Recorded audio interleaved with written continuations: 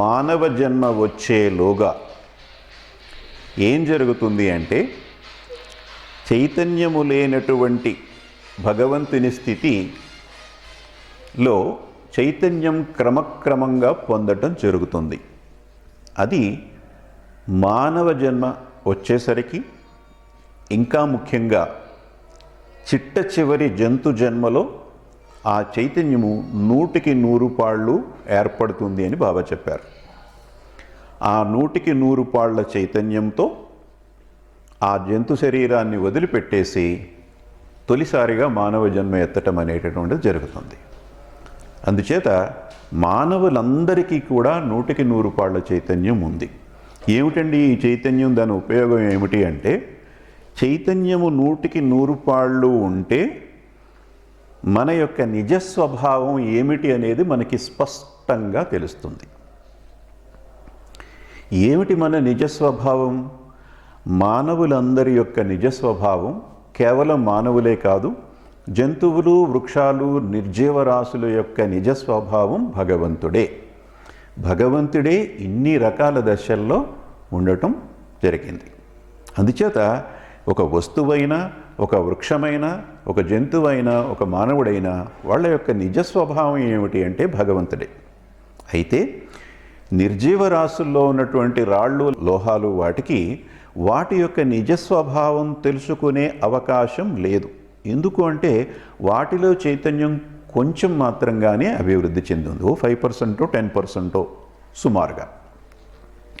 వృక్షాల్లో ఎక్కువగాను, జంతువుల్లో మరింతగాను పెరిగి చిట్ట చివరి జంతు జన్మ వచ్చేటప్పటికి 100కి 100 పాళ్ళ చైతన్యం వచ్చింది.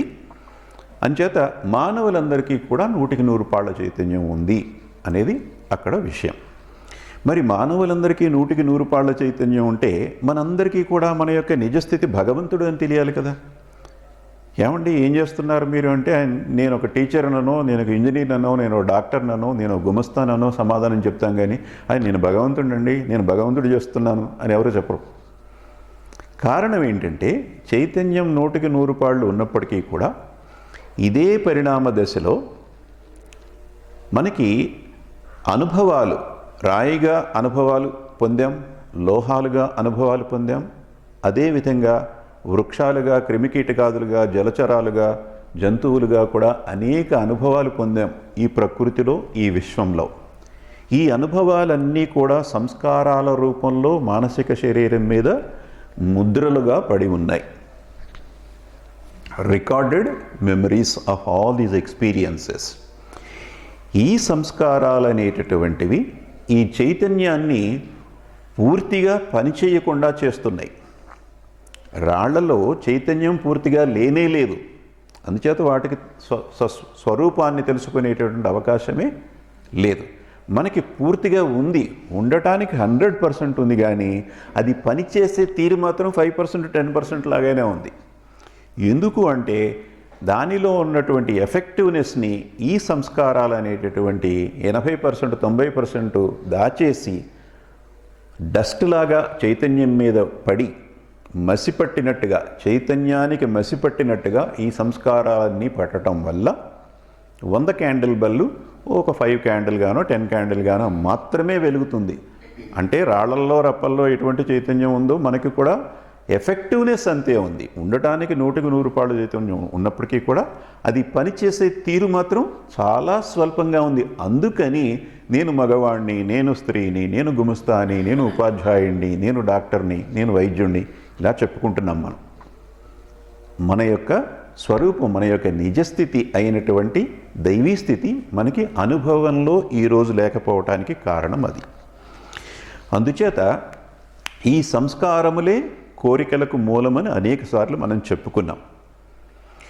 ఈ కోరికలు, ఈ సంస్కారాల ద్వారా ఉద్భవించినటువంటి కోరికల యొక్క మహత్యం వల్లనే రాయి నుంచి క్రమంగా ఈ పరిణామ దశలో ఈరోజు మనం మానవులుగా పరిణామం చెందటం జరిగింది.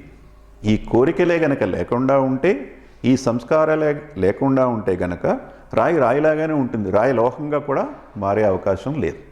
అలాంటిది మానవుడిగా మారి ఈరోజు మనం మానవులుగా మానవ జన్మని అనుభవం పొందుతున్నాము అంటే ఇదంతా కోరికల పుణ్యమే.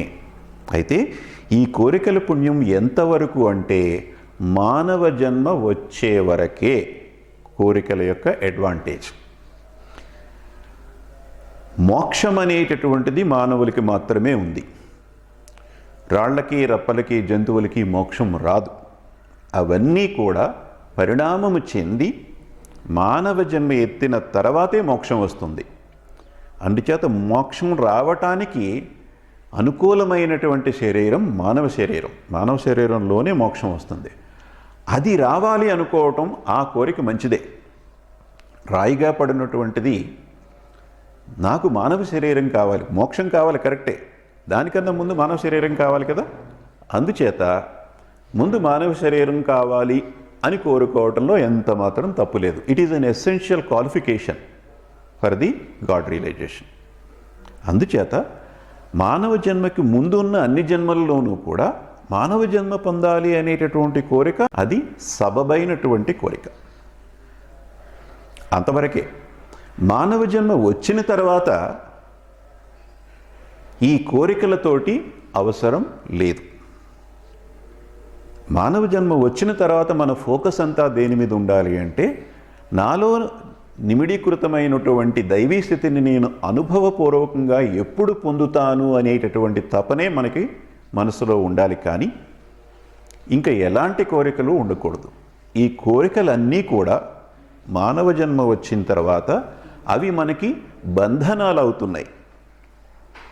బంధనాలు అయ్యి మన యొక్క ప్రయాణం, ఆధ్యాత్మిక ప్రయాణంలో మనం ముందుకు వెళ్ళాలి అనుకుంటే ఈ కోరికలను మనల్ని వెనక్కి లాగుతున్నాయి. దానికి ఉదాహరణ కూడా మనం చెప్పుకున్నాం. సిమెంట్ స్లాబ్ వేసుకునేటప్పుడు మనం నిట్రాట్లు పెట్టి చెక్కలతోటి ముందు స్లాబ్ వేసి దాని మీద తడి సున్నం, తడి సిమెంట్ వేస్తాం. అది ఆరిపోయే వరకు ఈ నిట్రాట్లు చాలా చాలా అవసరం.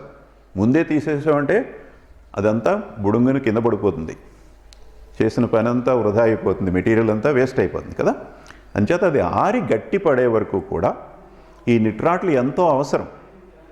కానీ ఒకసారి స్లాబ్ గట్టిపడిన తర్వాత ఇవి తీస్తేనే కానీ మనం గృహప్రవేశం చేయలేం. అప్పటిదాకా ఉపయోగపడ్డాయి కదా అని వాటికి పసుపు పూసి కుంకుమ రాసి దండాలు పెట్టుకుని కొబ్బరికాయలు కొట్టుకుంటూ కూర్చుంటే మనం అద్దింట్లోనే ఉంటాం, సొంతింట్లోకి వచ్చే అవకాశం లేదు కదా. అంచేత దేనికి ఎంతవరకు విలువ ఇవ్వాలో అంతవరకే ఇవ్వాలి. కోరికలకి ఎంతవరకు విలువ అంటే మానవ జన్మ వచ్చే వరకే వాటి విలువ. అక్కడి నుంచి అవే మనకి అవరోధాలు అవుతాయి. ఈ నిట్రాట్లు తీయలేకపోతే మనం ఇంట్లోకి ఏ విధంగా అయితే రాలేమో అలాగే ఈ కోరికలు తీయకపోతే మనం మన గమ్యాన్ని చేరలేము. అందుచేత కోరికలు అనేటటువంటివి మానవులకి అవరోధాలే కానీ ఉపయోగాలు కాదు. ఆ విషయాన్ని మనం గ్రహించుకుంటే మనకి బాబా లిటరేచర్లో 50% అర్థమైపోయినట్టే. కోరికల యొక్క స్వభావం గురించి బాబా వివరంగా చెప్తూ ఏమంటున్నారంటే మనకి కోరిక కలిగినప్పుడు ఆ కోరిక తీర్చుకోవడానికి మనం ఏదో ఒక పని చేస్తాం. పిజ్జా తినాలనిపించింది, ఆన్లైన్లో ఆర్డర్ చేస్తాం. వచ్చిన తర్వాత శుభ్రంగా టీవీ ఆన్ చేసుకుంటాం, ఒళ్ళో పెట్టుకుని మరీ కూర్చుని పిజ్జా తింటాం. ఈ పనులన్నీ చేయాలి కదా. ఇవన్నీ యాక్షన్స్. పిజ్జా తిన్నప్పుడు స్మెల్ బ్రహ్మాండంగా ఉంది, టేస్ట్ వండర్ఫుల్గా ఉంది అనుకుంటూ తింటాం.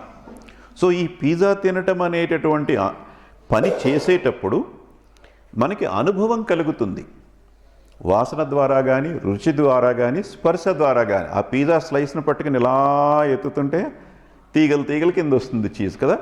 అలా చూసుకుంటూ వాటిని తింటాం.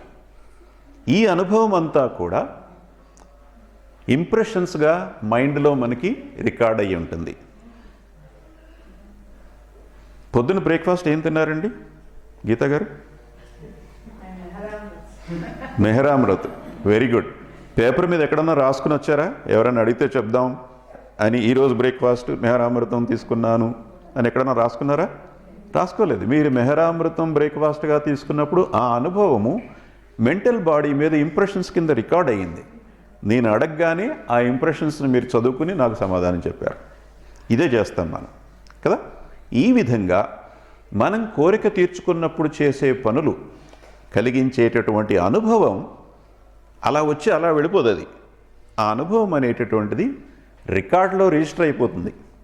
రికార్డు ఏమిటి అంటే మన యొక్క మానసిక శరీరం, రిజిస్టర్ ఏమిటి అంటే సంస్కారములు, మానసిక జ్ఞాపకపు ముద్రలు తెలుగులో చెప్పుకోవాలంటే. అయితే బాబా లిటరేచర్లో సంస్కృత పదమైనటువంటి సంస్కారములు అనే దాన్ని విరివిగా వాడారు కనుక మనం కూడా అదే వాడుకుందాం.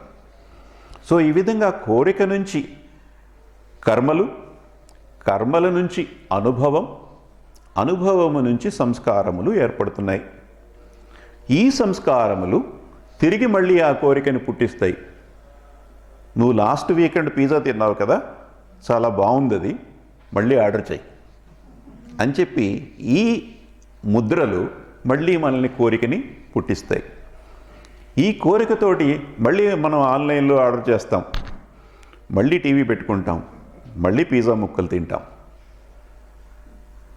ఈ విధంగా మళ్ళీ ఆ పని చేస్తున్నాం. ఈ పని అనుభవాన్ని కలిగించటం, అనుభవం సంస్కారాలుగా రికార్డ్ అవ్వడం జరుగుతుంది.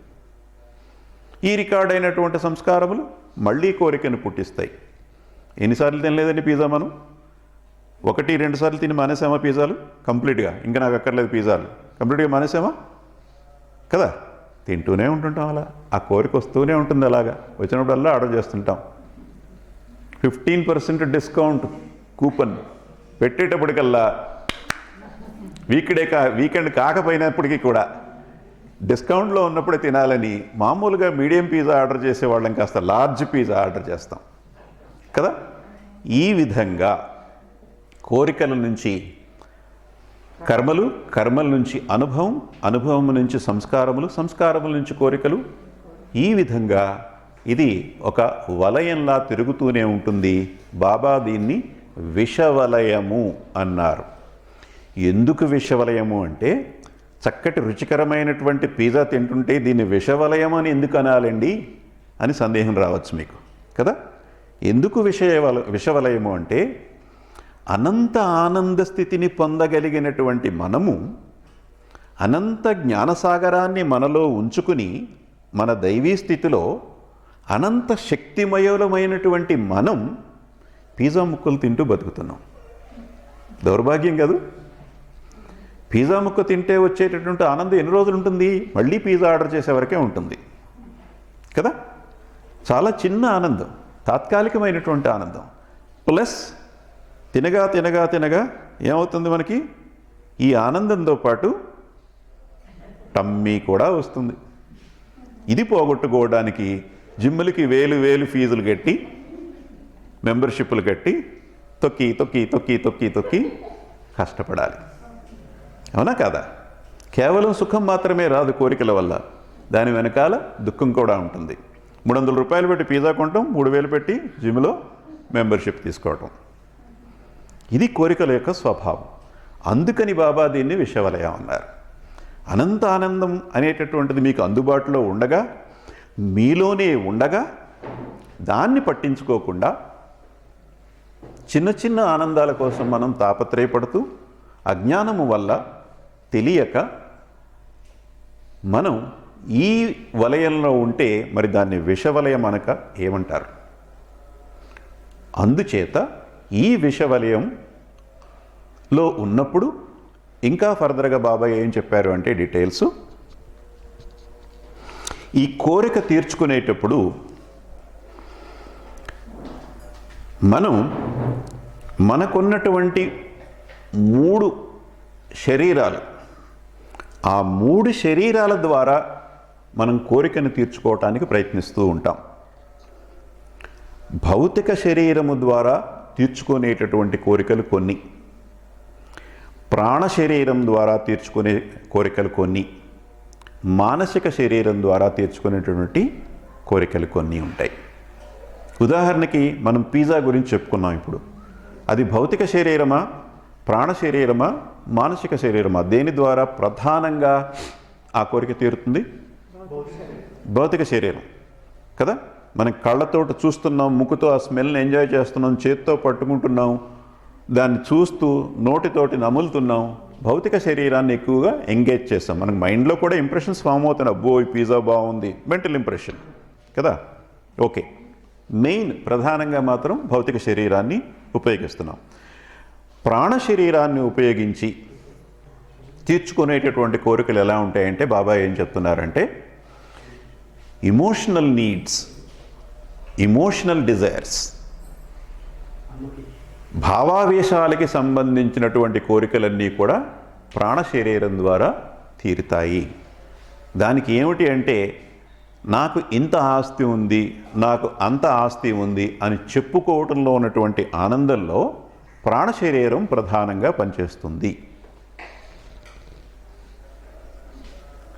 మా తాతగారు ఈ గ్రామానికి సర్పంచ్ చేశారు, ఆ తర్వాత మా నాన్నగారు సర్పంచ్ చేశారు, ఇప్పుడు నేను ఈ గ్రామానికి సర్పంచ్గా గెలవాల్సిందే.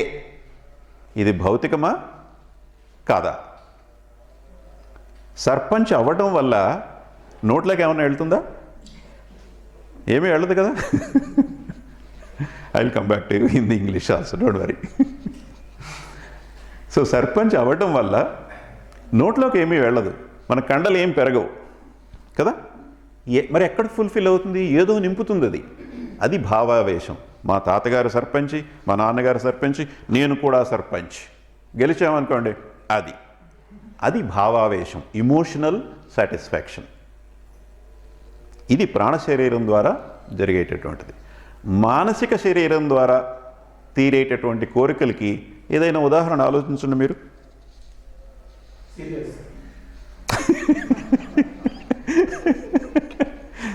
Serials both physical, primarily physical, because we're watching కదా. మెంటల్ బాడీ యొక్క ప్రిడామినెంట్గా ఉండేటువంటి కోరికలు. Yes, very good. Shouting at someone. You are angry with somebody that pleases you. మనం కోపంగా ఎవరి మీద అరిచినప్పుడు, నేను ఆఫీసులో బాస్గా పనిచేస్తున్నాను, అందరూ లేచి గుడ్ మార్నింగ్ చెప్తున్నారు, వీడెవడో ఉన్నాడు, వీడికి ఏదో ప్రాబ్లం అందరూ చెప్తారు కానీ వీడు చెప్పడు. రూమ్లోకి వెళ్ళిపోగానే బెల్ నొక్కి అండ్ పంపండి లోపల, ఫైల్ ఏమైంది, పని అయిపోయింది, అది నిన్నే అయిపోవాలి, ఇంకా ఇప్పుడు కూడా ఎందుకు కాలేదు.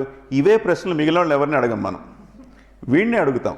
వాడి మీద కోప్పడి, వాడిని చిన్నబుచ్చి, వాడిని ఇన్సల్ట్ చేసి, తిట్టి, అమ్మయ్య ఇప్పుడు బాగుంది ఫీలింగ్. ఇది మెంటల్.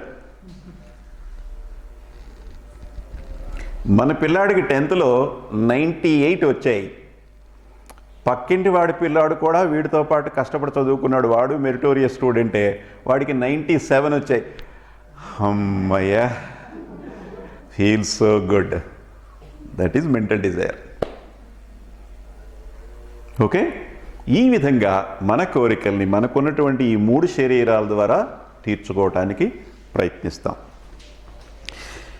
భౌతిక శరీరం ద్వారా తీర్చుకునేటటువంటి కోరికల్ని లస్ట్, కామము అంటారు.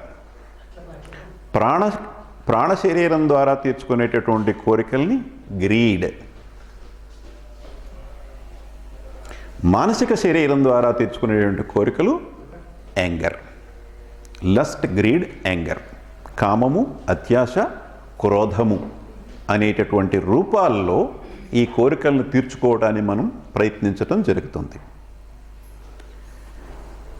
సరే, కోరిక తీరింది, మనం పిల్లాడికి 98 వచ్చాయి, వాడికి 97 వచ్చాయి, బాగానే ఉంది. పిజ్జాలు కొనుక్కున్నాం, తిన్నాం, బాగానే ఉంది. మనం సర్పంచ్ అయిపోయాం, బాగానే ఉంది, కోరికలన్నీ తీరిపోయినాయి కదా అని ఇంకెప్పుడు జన్మలో పిజ్జా ఆర్డర్ చేయకుండా ఉంటామా? సర్పంచ్ ఎలక్షను 4 ఏళ్ళు ఉందనుకోండి, మళ్ళీ సర్పంచ్ ఎలక్షన్లో మళ్ళీ మనమే పోటీ చేయకుండా ఉంటామా? మా తాతగారు చేశారు, మా నాన్నగారు చేశారు, నేను చేశాను, అయిపోయింది కదా, కోరిక తీరిపోయింది కదా. తీరిపోయినప్పుడు ఇంక దాన్ని వదిలిపెట్టేసేయాలిగా. మళ్ళీ ఎన్నికలు వచ్చినప్పుడు మళ్ళీ నేనే సర్పంచ్ అవ్వాలి, నేను బ్రతికున్నంతకాలం నేనే సర్పంచ్ అవ్వాలి. ఈ విధంగా ఈ కోరికలు తీరినట్లే ఉంటాయి కానీ పూర్తిగా తీరవు. ఒకవేళ తీరినా వాటితో పాటు ఇబ్బందులు తప్పవు. అందుచేత ఇవి పూర్తిగా తీరకపోవటం వల్ల ఈ కోరిక తీరటంలో ఒక రకమైనటువంటి అసంతృప్తి ఉంటుంది అనేది బాబా మనకి తెలియజేశారు. ఈ అసంతృప్తి వల్ల ఆ వెలితి నింపుకోవటం కోసం మళ్ళీ పిజ్జా ఆర్డర్ చేయటం, మళ్ళీ క్యాబిన్లోకి ఎవడో ఒకరిని పిలిచి తిట్టడం, మళ్ళీ సర్పంచ్ ఎన్నికల్లో నిలబడటం జరుగుతుంది. ఇది విషవలయం అంటే. కోరికలు అనేటటువంటివి మానవులకి కాదు. మానవ జన్మకి ముందు ఉన్నటువంటి వాటికే కోరికలు, మానవులకైతే మాత్రం కాదు. అవి మానవులకి బంధనాలు. అంతేకాకుండా మనం కోరుకునేది ఏమి కోరుకుంటున్నాము? తాత్కాలికమైనటువంటివి కోరుకుంటున్నాం. వాటి ద్వారా వచ్చేటటువంటి ఆనందం తాత్కాలికమైనటువంటి ఆనందము ప్లస్ ట్రబుల్. Plus trouble. కేవలం తాత్కాలికమైన ఆనందమే వస్తే పిజ్జా తర్వాత రోజుకు ఒక్కొక్కటి తింటూ వెళ్తుంటే మనకు ఆనందంగానే ఉంటుంది. రోజుకొక పిజ్జా తింటే ఏమవుతుంది? పొట్ట పెరుగుతుంది, కష్టపడాలి తగ్గించుకోవడానికి కదా. అంచేత తాత్కాలికమైనటువంటి ఆనందము మరియు వాటి ద్వారా వచ్చేటటువంటి ఆరోగ్య సమస్యలు, ఇది ఈ సృష్టిలో మనం ఏది కోరుకున్నప్పటికీ కూడా జరిగేది ఇదే. సృష్టిలో ఉన్న వస్తువులన్నీ కూడా అశాశ్వతమైనటువంటివి. అశాశ్వతమైనటువంటి ఆనందాన్ని మాత్రమే ఇవ్వగలవు కానీ, వాటితో ట్రబుల్ను కూడా ఇవ్వగలవు కానీ శాశ్వతమైనటువంటి ఆనందాన్ని ఇవ్వలేవు. రెండు చేతుల్లోనూ అశాశ్వతమైన ఆనందం ఇది, శాశ్వతమైనటువంటి ఆనందం ఇది. ఈ రెండిట్లో ఏది కావాలంటే ఎవరైనా ఏది కోరుకుంటారు? బుర్ర ఉన్న వాళ్ళు ఎవరైనా శాశ్వతమైనటువంటి ఆనందాన్ని కోరుకుంటారు. అందుచేత మానవులందరూ కూడా ఈ శాశ్వతమైనటువంటి ఆనందాన్ని ఏ విధంగా పొందాలి, అది పొందడానికి నేను ఏ విధంగా ఆలోచించాలి, అది పొందటానికి నేను ఏ విధంగా జీవించాలి, ఇదే ఆధ్యాత్మికత. ఆధ్యాత్మికత అంటే గడ్డాలు మీసాలు పెంచుకుని కాషాయ బట్టలు వేసుకుని విభూతులు రాసుకుని తిరగటం మాత్రమే కాదు. ఆధ్యాత్మికంగా ఉన్నవాళ్ళు కూడా ఉంటారు వాళ్ళలో, కానీ ఎక్కువ మంది మోసగాళ్ళు. ఆధ్యాత్మికత అంటే మన గమ్యాన్ని తెలుసుకొని ఆ గమ్యానికి వెళ్ళటానికి ఏమి అవరోధాలుగా ఉన్నాయి, ఆ అవరోధాలని విడిచిపెట్టి తొలగించుకుంటూ మన దారిని సుగమం చేసుకుంటూ ఏ విధంగా నేను గమ్యం చేరగలను అని తాపత్రయపడుతూ జీవించేటటువంటి జీవన విధానమే ఆధ్యాత్మికం. బాబా లిటరేచర్ అన్నింటిలోనూ ఏ ప్రవచనం చెప్పుకున్నప్పటికీ కూడా బాటమ్ లైన్స్ ఇవే ఉంటాయి. స్వార్థభావం అనేటటువంటిది, ఈ స్వభావం మనకి ఏ విధంగా సంతరిస్తుంది, దాని యొక్క స్వభావం ఏమిటి అనేటువంటి విశ్లేషణ అంతా ఇంతవరకు మనం చెప్పుకున్నాం. ఇప్పుడు ఆ స్వార్థ స్వభావాన్ని విడిచిపెట్టి జీవించటం ఎలాగా, ఏ విధంగా జీవిస్తే మనం దీన్ని విడిచిపెట్టి మన గమ్యానికి సులువుగా చేరగలము అనేది మిగతా దాంట్లో ఇప్పుడు మనం చెప్పుకుందాం. అయితే ఈ చెప్పుకునే ముందు నాకున్న సందేహం ఒకటి ఏమిటి అంటే, అసలు స్వార్థం అనేటటువంటిది, సరే విశ్లేషణలో స్వార్థం అంటే ఏంటో తెలుసుకున్నాం, బాగానే ఉంది. ఇది ఒక సమస్య. ఫస్ట్ ఆఫ్ ఆల్ దీన్ని తొలగించుకునే విధానం బాబా చెప్పబోతున్నారు. చెప్పబోయే ముందు స్వార్థం అనేటటువంటిది ఒక సమస్య. Yes or no? Anybody? Yes? Okay. స్వార్థం అనేటటువంటిది సమస్య, దాన్ని తొలగించుకోవాల్సినటువంటి అవసరం ఉందా అంటే ఉంది. Yeah, superficially we know that. Correct. స్వార్థపరులు ఎవరు అంటే మొట్టమొదటిసారి మనకి మైండ్లోకి వచ్చేది ఎవరు? పాలిటీషియన్స్. పాలిటీషియన్స్ మాత్రమే స్వార్థపరులు, ఇంకెవ్వరూ కాదు. పాపం పాలిటీషియన్స్ కదా. స్వార్థం అన్నా కరప్షన్ అన్నా ఫస్ట్ మనకి గుర్తొచ్చేది పాలిటీషియన్సే. ఒక ఊరి చివర వ్యభిచారుల కుటుంబం ఉంది. వాళ్ళు ఎంతో కాలంగా ఆ ఊరి చివర నివసిస్తూ వ్యభిచార వృత్తిలో జీవిస్తున్నారు. వ్యభిచార వృత్తి ఎవరితో చేస్తున్నారు వాళ్ళు? ఊరిలో వాళ్ళతోటి కదా. ఊరిలో వాళ్ళు కస్టమర్స్గా వాళ్ళ దగ్గరికి వెళ్ళకపోతే ఇన్ని సంవత్సరాలుగా వాళ్ళు ఎలా బతుకుతారు? వ్యభిచార వృత్తి చేసుకుంటూ. వ్యభిచారులతో మాత్రమే చేస్తే అది వ్యభిచారం కాదు కదా. సంసారులతో చేస్తేనే అది వ్యభిచారం అవుతుంది. సో ఊరిలో అందరూ నిష్ణాతులైతే వీళ్ళు ఇన్ని సంవత్సరాల నుంచి ఎలా బతుకుతున్నారు? వాళ్ళకి ఫండింగ్ అంతా ఎవరిస్తున్నారు? ఊళ్ళో వాళ్ళే కదా. వాళ్ళు కరప్ట్ అయితే ఊళ్ళో వాళ్ళందరూ నాన్ కరప్టా? ఊళ్ళో ఎవ్వరూ కరప్ట్ కాదు, వాళ్ళు మాత్రం కరప్ట్ కదా. ఇది మన ఆలోచన ధోరణి. సహజంగా సాధారణంగా ఇటువంటి ఆలోచన ధోరణిని మార్చటానికి, అంతకన్నా మంచిగా ఆలోచించటానికే బాబా మనకి ఈ ప్రవచనాల ద్వారా ఈ విషయాలన్నింటినీ తెలియచేశారు. మరోసారి పాపం పాలిటీషియన్స్. కరప్షన్ అనగానే మనకు వాళ్ళే గుర్తొస్తారు. పాలిటీషియన్స్ కరప్షన్ ఎలా చేస్తారండి? వాళ్ళు కరప్షన్ ఎలా చేయగలరు? మన ద్వారానే కదా. మన ద్వారానే కదా. నేను ఒక రోడ్డు కాంట్రాక్టర్ని అనుకోండి ఫర్ ఎగ్జాంపుల్. ఎంతోమంది కాంట్రాక్టర్స్ కంపీట్ చేస్తారు. ఆ కాంట్రాక్ట్ నాకే రావాలి అనేటటువంటి ఉద్దేశంతో నేను వెళ్ళి పాలిటీషియన్ జేబులో డబ్బులు పెడితేనే కదా కరప్షన్ జరుగుతుంది. అది నాకే రావాలని అనుకోవటం వల్ల ఆ కరప్టివ్ థింకింగ్ నా దగ్గరే కదా ఉంది. నేను కరప్ట్ కాకుండా నా పాలిటీషియన్, నా నాయకుడు కరప్ట్ కాలేడు. ఈ దేశంలో కరప్ట్ పాలిటీషియన్స్ ఉన్నారు అంటే కరప్ట్ ప్రజలు కూడా ఉన్నారు. అందరూ కాకపోవచ్చు, అందరూ పాలిటీషియన్స్ని కరప్ట్ అని అంటలేదు కదా మనం. చాలామంది పాలిటీషియన్స్లో చాలామంది కరప్ట్ ఉన్నారంటే ప్రజలలో చాలామంది కరప్ట్. ప్రజలు చాలామంది కరప్ట్ కాకుండా చాలామంది పాలిటీషియన్స్ కరప్ట్ అవ్వడం అనేటటువంటిది జరిగే సమస్యే కాదు. Getting the point? సో మనకి ఎప్పుడు ఫింగర్ పాయింటింగ్ అలవాటు. పాలిటీషియన్స్. మరి మనం కంట్రిబ్యూట్ చేయకుండా, మనం లంచాలు ఇచ్చి మన పనులు తొందరగా చేయించుకోవడం కోసమో, కాంపిటీషన్ని గెలుచుకోవడం కోసమో మనం లంచాలు ఇవ్వకుండా వాళ్ళు ఎక్కడి నుంచి తీసుకుంటారండి? ఎవరిస్తారు పాపం వాళ్ళకి?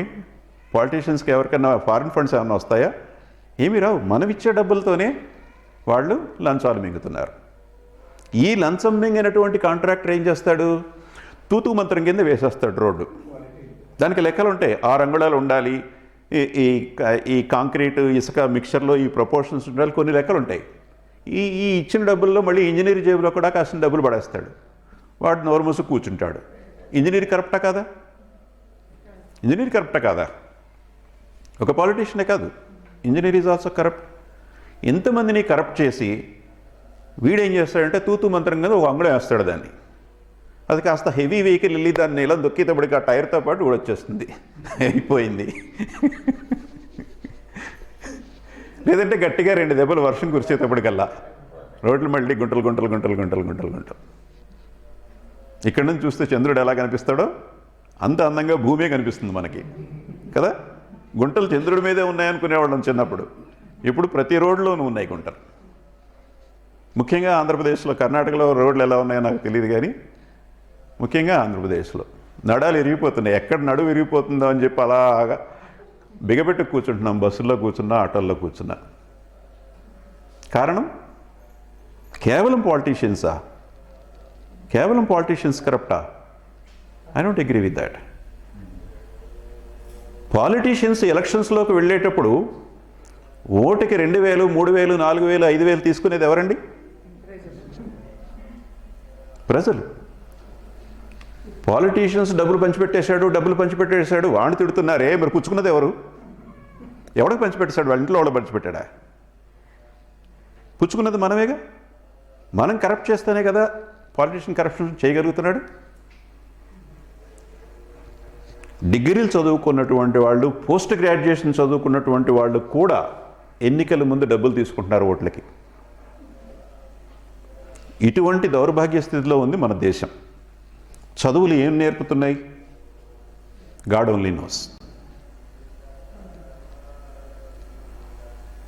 లాజిక్ ఏంటంటే మనం తీసుకోకపోతే మన పేరుని వాడు రాసేసుకుని టిక్ పెట్టేసుకుని మనం ఇంట్లో 6 ఉన్నాం, 6 4 24,000 మనకి ఇచ్చినట్టుగా వాడు టిక్ పెట్టేసుకుని ఆ 24,000 వాడు జేబులో వేసేసుకుంటాడు. వాడు జేబులో వేసుకుంటాడో ముక్కులో వేసుకుంటాడో నీకెందుకు? వాడు జేబులో వేసుకుంటే వాడొక్కడే కరప్ట్. వాడెక్కడ కరప్ట్ అయిపోతాడో అని మనం భయపడిపోయి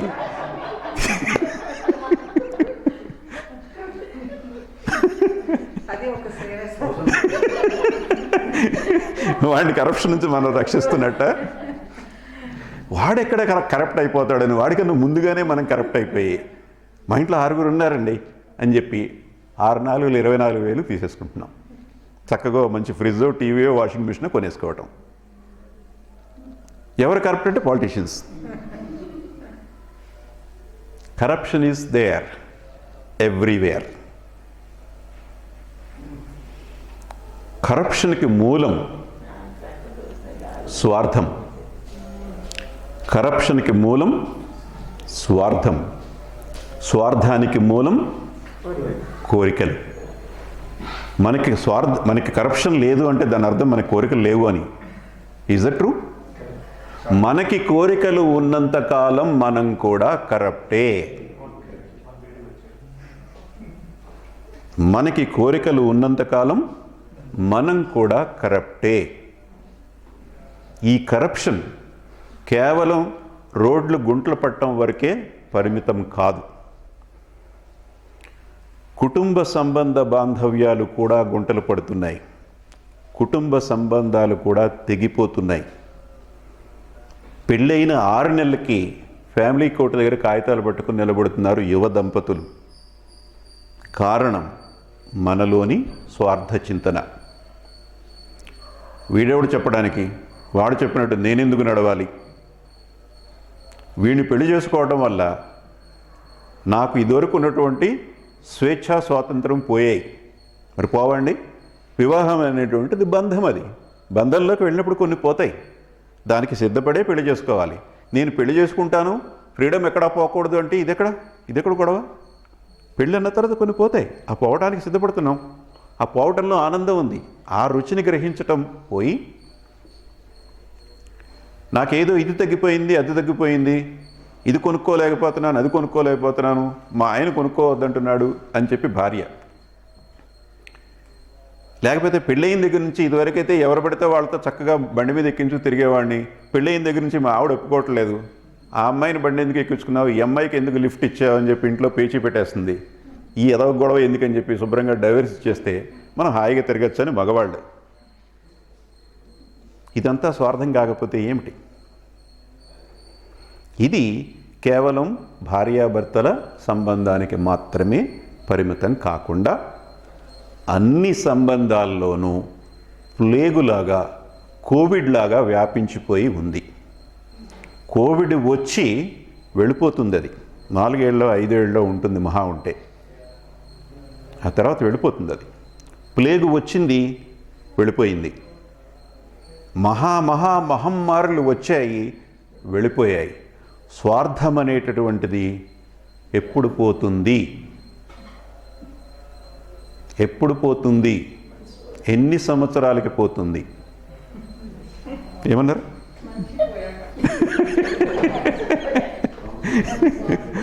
పుట్టుకతో వచ్చిన బుద్ధి పుడకలతో కానీ పోదు అని. ఇది ఈ స్వార్థం అనేటటువంటిది కోవిడ్ కన్నా ప్రమాదకరమైనటువంటిది, ప్లేగు కన్నా ప్రమాదకరమైనటువంటిది.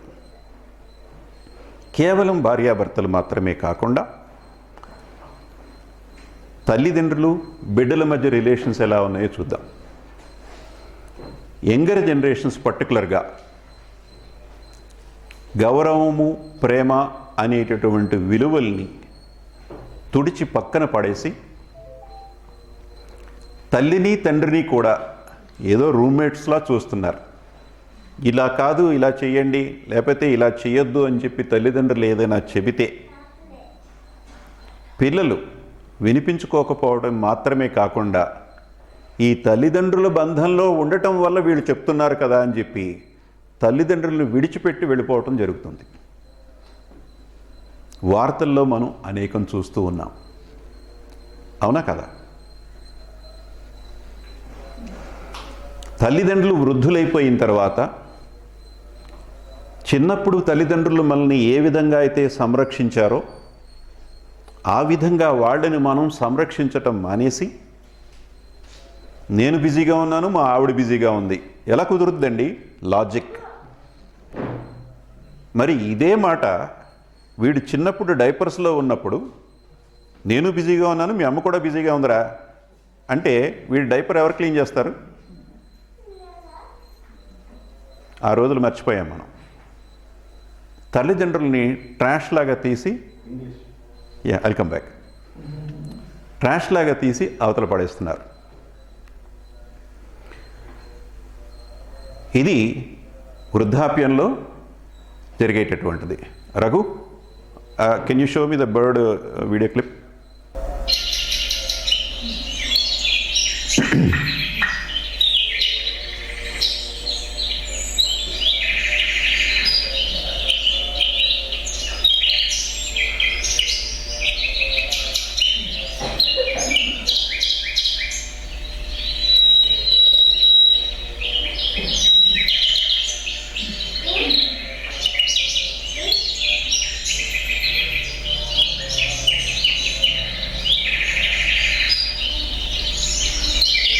Pause.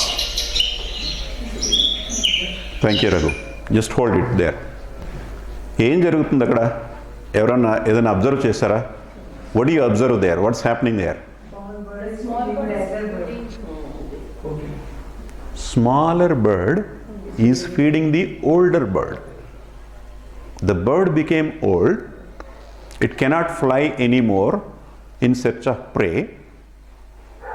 So its child is bringing the prey and then feeding the elderly bird. The size of that small bird is so small and the size of its brain is even smaller. We have this big brain here. The bird did not go to school.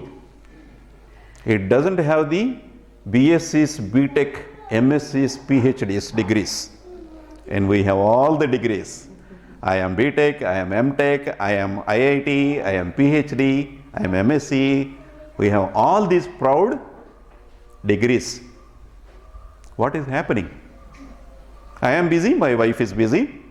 Sorry, I have to leave you in the old age home. Some are living in the temple. Recently, 2 days back, I read it in the news. One guy took his mother, took to the temple, gave a phone without a SIM card, put a phone in the hand without a SIM card, left in the temple. He made 2 or 3 circles, Gayab. Mother realized that he dumped her. And then public came and asked for, okay, you have the phone, why don't we call your son? Let's call. It doesn't ring. No SIM card. Can you believe the cruelty? What is happening? Who is corrupt? Is he a politician? No. Common man. Correct? What a bird, a small bird with a tiny brain is doing, these guys who are educated and employed are not doing. They are dumping their parents. How pathetic is that? That is the prevalence of the selfishness in us, not just in politicians. Thank you, Raghu. You can turn it off. Thank you very much. స్వార్థం అనేటటువంటిది ఇందాక మనం చెప్పుకున్నట్లుగా అది Covid మహమ్మారి కన్నా, plague కన్నా భయంకరమైనటువంటిది. మన అందరిలోనూ ఉంది, అనేక రూపాల్లో ఉంది. కూరగాయలు బేరవాడటం దగ్గర నుంచి రియల్ ఎస్టేటు, గోల్డ్ బేరవాడే దగ్గరికి, గోల్డ్ కొనడానికి జ్యువెలరీ షాప్కి వెళ్తాం. Do we buy it without bargaining? బేరం ఆడకుండా బంగారం కొంటామా? బేరం ఆడకుండా బంగారం కొనం, వంకాయలు కొనం. ప్రతి చోట మనకి మిగిలిపోవాలి ఎక్కడో అక్కడ. ఇటువంటి ధోరణితో మనం జీవించినంత కాలం మనలో ఈ స్వార్థ చింతన ఉండనే ఉంటుంది. మన దేశంలో అందరూ కరప్ట్ అయితే మొత్తం దేశం అంతా కూడా కరప్ట్ దేశం అవుతుంది, అవినీతి దేశం అవుతుంది మన దేశం. 75 సంవత్సరాలు స్వాతంత్ర్యం వచ్చి బ్రిటిష్ వాళ్ళని అవినీతి పరులు అన్నాం, క్రూరులు అన్నాం, వెళ్ళగొట్టాం. 200 సంవత్సరాల నుంచి స్థిరపడిపోయినటువంటి వాళ్ళని వెళ్ళగొట్టాం. వెళ్ళగొట్టి ఏం చేస్తున్నాం మనం? ఈ 75 సంవత్సరాల్లో ఏం చేస్తున్నాం మనం? మనల్ని మనమే దోచుకుంటున్నాం. మనం కూరగాయల వాడిని దోచుకుంటున్నాం, బంగారం కొట్ల వాడిని దోచుకుంటున్నాం, రైల్వే టీసీ దగ్గర దోచుకుంటున్నాం, ఇంకొకటికి వచ్చే సీటును మనం దోచుకుంటున్నాం. బస్సు ఎక్కేటప్పుడు ఇంకొకటి కూర్చోగలిగేటటువంటి సీటుని ఒక ఖర్చు ఫేసేసి దోచుకుంటున్నాం. ప్రతి చోట కూడా దోపిడీ, దోపిడీ, దోపిడీ. ఇటువంటి జీవన విధానం మనల్ని గమ్యానికి చేరనివ్వదు. ఈ స్వార్థ స్వభావం అనేటటువంటిది మనకున్నటువంటి కోరికల కారణంగానే తెలిసి కానీ తెలియక కానీ మనం అలా ప్రవర్తిస్తున్నాము. ఈ కోరికలన్నీ కూడా మన గమ్యానికి వెళ్ళే దారిలో మన ప్రయాణానికి బంధనాలు. అందుకని ఇకపై మనం ఏ విధంగా ఆలోచించాలి, ఇకపై మనం ఏ విధంగా జీవించాలి అనేటటువంటి సొల్యూషన్ బాబా ఈ ప్రవచనంలో ఇస్తున్నారు. మలేరియాకి మందుంది, స్మాల్ పాక్స్కి మందుంది. చిన్నప్పుడు ఆ డ్రాప్స్ వేస్తే పిల్లలకి 3 months లోపల ఆ డ్రాప్స్ వేస్తే ఆ ప్రాబ్లం వాడికి రాదు కదా.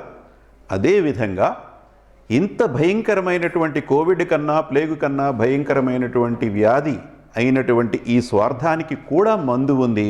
ఆ మందునే బాబా ఇప్పుడు మనకి ఈ ప్రవచనంలో ఇవ్వబోతున్నారు. మందు అవైలబిలిటీ అయితే ఉంది, మనం ఇంజెక్షన్ తీసుకుంటామా లేదా అనేది మన చేతుల్లో ఉంది. ఓకే, సో ఇందాక కోరికల విషవలయం గురించి మనం మాట్లాడుకున్నాం. కోరికల విషవలయంలో కర్మలు చేస్తున్నాం, కర్మల వల్ల అనుభవాలు, సంస్కారాలు, కోరికలు, మళ్ళీ కర్మలు కదా. సో ఈ విషవలయాన్ని ఛేదించాలి అంటే అందులోనే పడుకొట్టుకుంటూ ఉండకుండా దాని నుంచి మనం బయటపడాలి అంటే ఆ సైకిల్ని, ఆ వలయాన్ని ఎక్కడోకొక్కడ కట్ చేయాలి. అంతే కదండి. కట్ చేస్తే ఆ వలయం బ్రేక్ అయిపోతుంది. ఓకే, ఎక్కడ కట్ చేస్తే బెటర్? కర్మలు, అనుభవము, సంస్కారములు, కోరికలు. కోరికల నుంచి మళ్ళీ కర్మలు, అనుభవము, సంస్కారములు, కోరికలు. ఈ 4 పాయింట్స్లో ఎక్కడ కట్ చేస్తే బాగుంటుంది?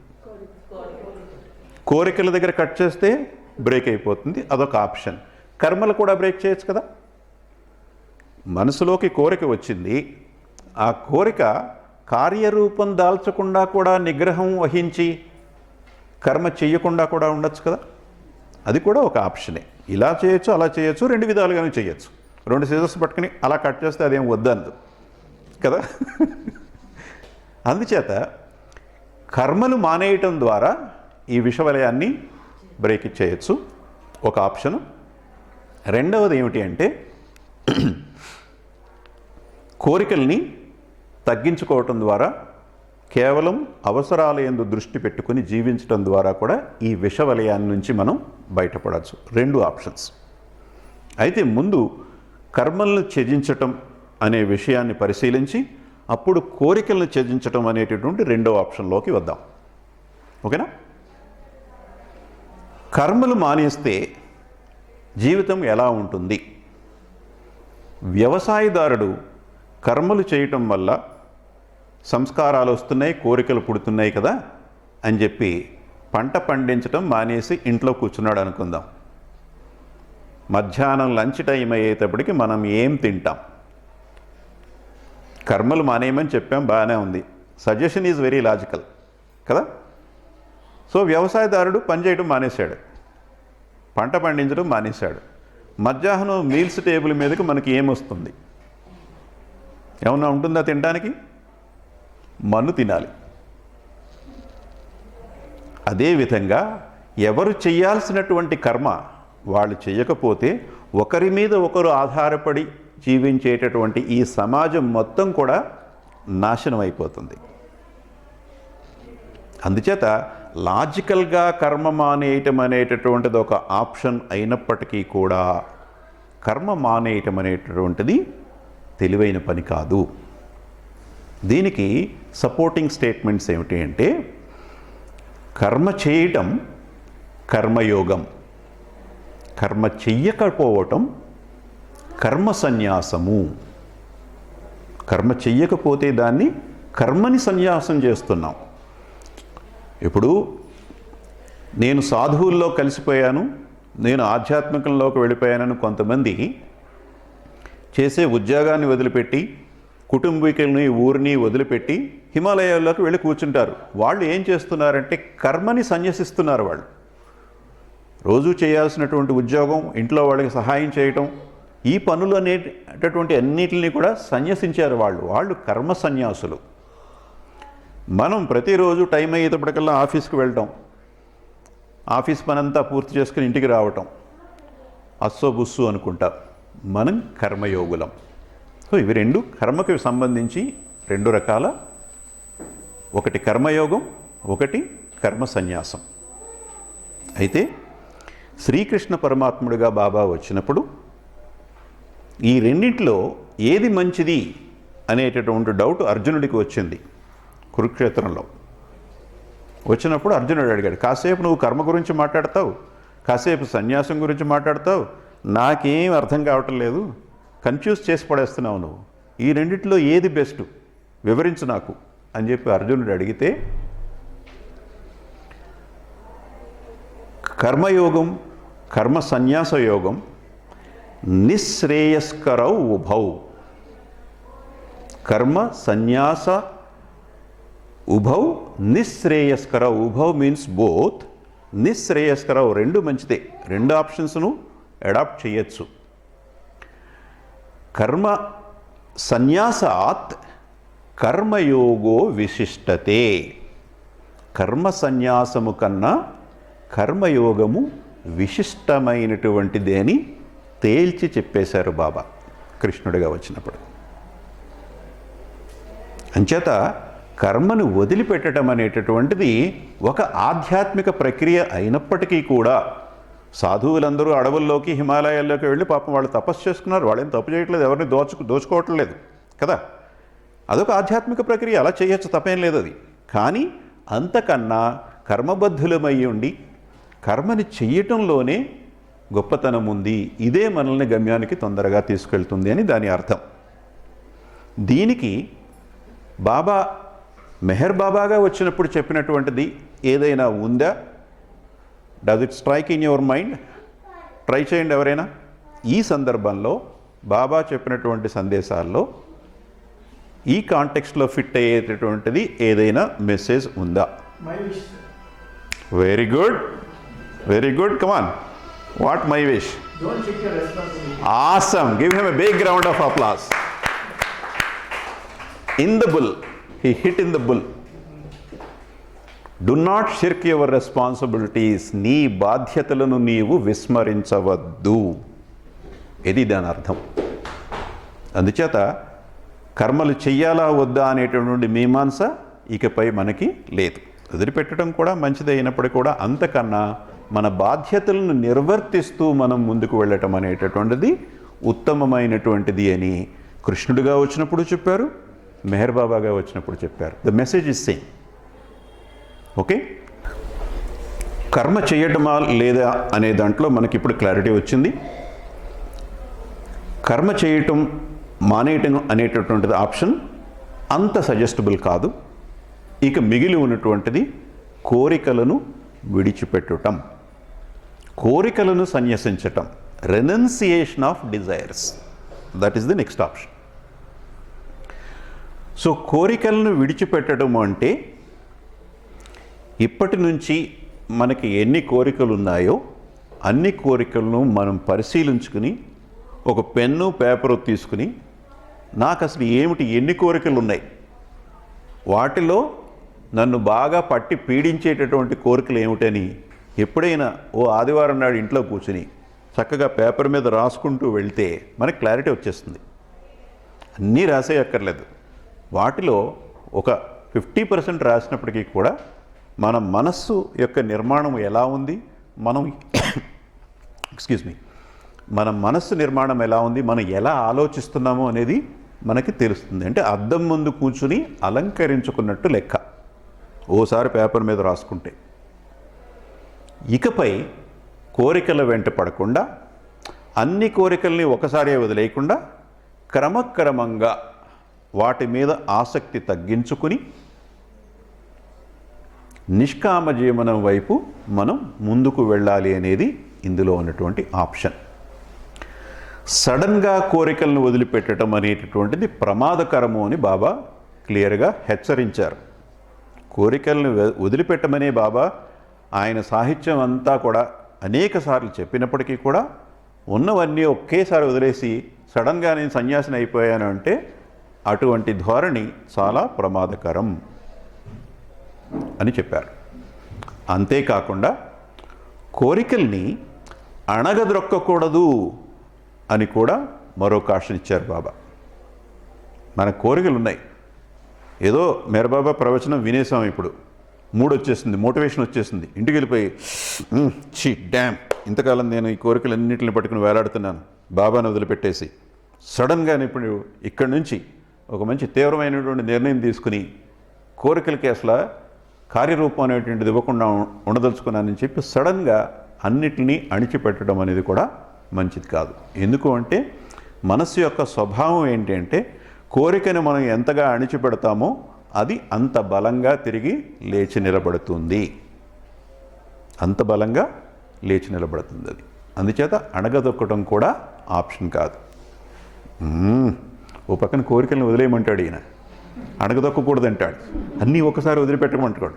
మరి ఏమిటి, ఏం చేస్తే కుదురుతుంది అంటే కోరికల్ని వదిలిపెట్టడానికి మంత్రం ఏమిటి అంటే జ్ఞానము. జ్ఞానము ద్వారా కోరికలను వదిలిపెట్టడం అనేది సులువు అవుతుంది.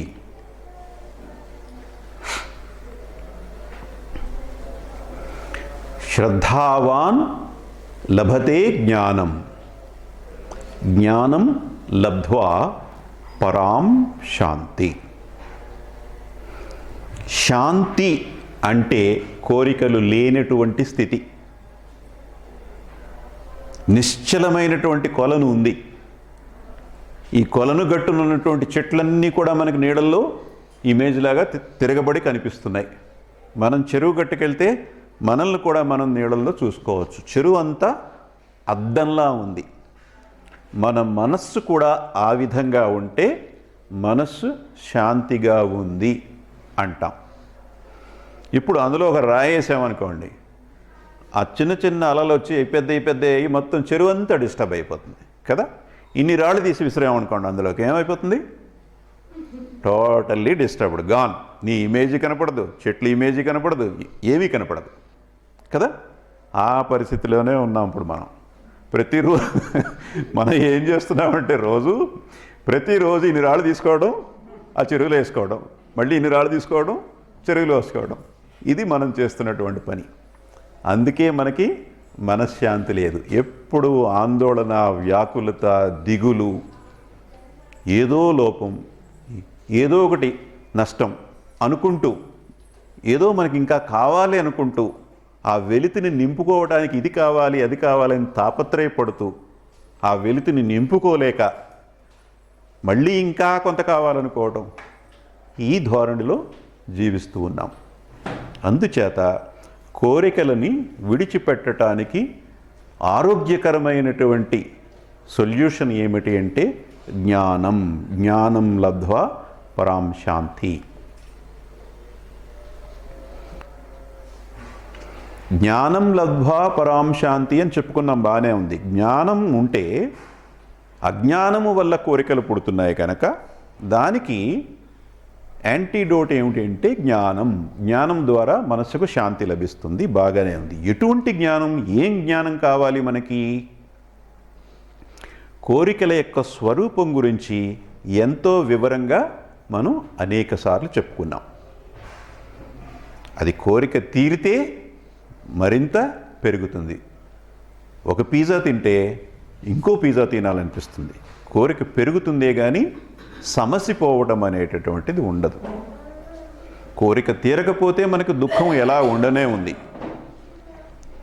మనకి తీరే దారిలో ఎవరైనా అడ్డుపడితే, ఎందుకు అస్తమాను పిజ్జాలు ఆర్డర్ చేస్తావు, ఇంట్లో చక్కగా పులిహార చేసేంత తింది కానీ ఈ పూటకి అని అమ్మ అందనుకోండి, అమ్మ మీద కోపం వస్తుంది మనకి. కోరికని అవరోధం చేస్తే కోపం వస్తుంది. అందుచేత కోరికంటూ ఒకసారి మనసులోకి వచ్చిన తర్వాత అది తీరినా ఇబ్బందే. ఎక్కువసార్లు తీరితే అంత పొట్ట వస్తుంది మనకి కదా. పిజ్జాలు తింటాం అనేటువంటి కోరిక రోజూ తీరుతుంది అనుకోండి, ఇంత పొట్ట వస్తుంది. తీరలేదనుకోండి ఎలాగూ దుఃఖమే. ఎవరైనా అవరోధించారనుకోండి అది దుఃఖమే, కోపం వస్తుంది మనకి. ఏదో పడేస్తాం, ఏదో నేలకేసి కొట్టేస్తాం, సెల్ ఫోన్ నేలకేసి కొట్టేస్తాం. 300 పిజ్జా కోసం 30,000 సెల్ ఫోన్ బడికి నేలకేసి కొట్టేశాం. తర్వాత తెలుసుకుంటాం మనం, అరే ఇందులో ఎన్ని పిజ్జాలు ఉన్నాయో కదా. అందుచేత కోరికల యొక్క శుష్కత్వాన్ని ముందుగా మనం గ్రహించాలి. ఎంప్టీనెస్, కోరికల యొక్క శుష్కత్వాన్ని మనం ముందుగా గ్రహించాలి. అది జ్ఞానం అంటే. కోరిక యొక్క స్వభావం తెలుసుకోవటం జ్ఞానం. We're talking about knowledge gives the peace of mind. Fine. What kind of knowledge will give that peace? Since the desire is a product of ignorance, the opposite of ignorance is knowledge. So obviously knowledge will eradicate the desires. But what kind of knowledge? The knowledge about the nature of the desires is one aspect of the knowledge. That's not everything. The knowledge about your own true nature is another aspect of the knowledge. Understanding the nature of the desire, particularly the emptiness of the desire, is what we need to grasp. How the desire is empty? We talked about this so many times, but whenever the context comes to refresh your minds, I keep repeating this in detail. You desire for a pizza, you order it, you eat it, your desire is not fulfilled. Your tummy is filled, but desire is not fulfilled. Next weekend you are ready to order the one more pizza. Correct? So that means desire is not fulfilled. Suppose if it is fulfilled, it leads you into unhealthy practices. You get lot of fat and excess weight, results into so many health problems. Correct? So if at all it fulfills your desire, it fulfills with some kind of problems. That is one aspect. Your desire is not fulfilled, you don't have the money, you are seeing a very attractive pizza advertisement in the TV, you don't have money to order. You are sad anyway, your happiness is gone. You are ready to order. Dad okayed the pizza. Dad, we want to eat pizza today. Daddy said, okay guys, go ahead and enjoy. Mom heard it from the kitchen. She shouts, hey, why pizza? I am preparing pulihora, lemon rice. You can eat that for today. You can buy the pizza tomorrow. So she is blocking the desire. You get mad at mom. Bad mom. You throw something. Maybe the 30,000 phone, which has so many pizzas inside. Correct? Blockage of the desire produces the anger. One way or the other way, desire will never leaves you permanent happiness. Either trouble, either unhappiness, or angry violence damage. That's the nature of the desire. So